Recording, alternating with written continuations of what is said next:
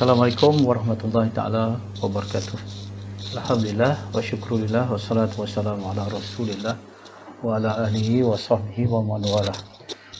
Tuan-tuan, puan-puan yang dikasihi sekalian, alhamdulillah pada pagi ini saya hanya ingin berkongsi satu tips untuk pemimpin-pemimpin dalam sebuah organisasi yang saya ringkaskan dengan satu ungkapan, iaitu jangan berjanji ketika gembira, jangan membuat keputusan ketika marah. Kadang-kadang bila kita mendapat keuntungan yang banyak daripada perniagaan kita, ataupun kalau kita rasa masa depan organisasi kita bila kita nilaikan pada saat itu sangat baik, maka kita gembira. Bila kita gembira, kita membuat janji. Dan janji ini selalunya waktu kita gembira, kita tidak akan dapat melihatnya dengan lebih terperinci. Kita tidak akan dapat melihatnya dengan lebih objektif.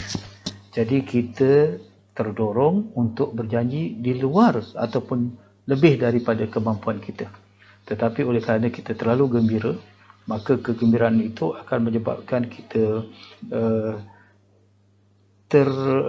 tidak nampak sebenarnya kemampuan kita untuk mengutarakan janji itu.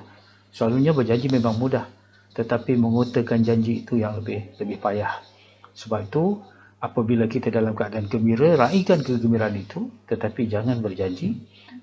Hanya apabila kita sudah agak tenang daripada kegembiraan itu, maka waktu itu barulah kita kaji fakta, data secara terperinci, kemampuan kita, dan pada masa akan datang apakah hambatan-hambatan yang mungkin berlaku dalam organisasi kita. Maka waktu itu kita lebih realistik dan kita lebih tenang dan matang untuk berjanji yang di dalam kemampuan kita untuk mengutarakannya, insyaAllah. Kemudian yang paling penting lagi ialah jangan marah. Jangan membuat keputusan ketika kita marah. Sebab apabila kita marah, artinya waktu itu kita sudah dipengaruhi oleh syaitan. Sebab api kemarahan itu datang daripada tipu daya syaitan.